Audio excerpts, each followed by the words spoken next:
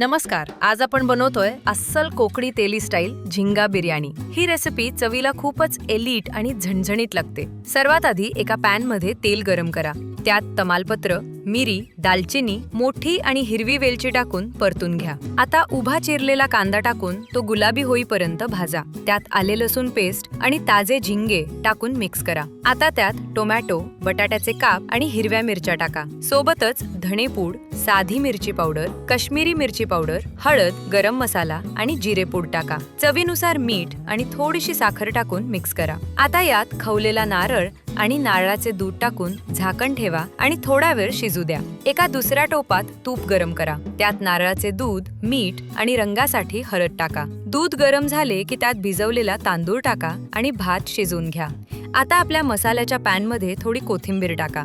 भात शिजला की तो या मसाल्याच्या थरावर नीट पसरवा आणि बिर्याणीला दम द्या. वरून ताजी कोथिंबीर टाका. आपली गरमागरम झिंगा बिर्याणी तयार आहे. ही रेसिपी सेव्ह करा आणि फॉलो करायला विसरू नका.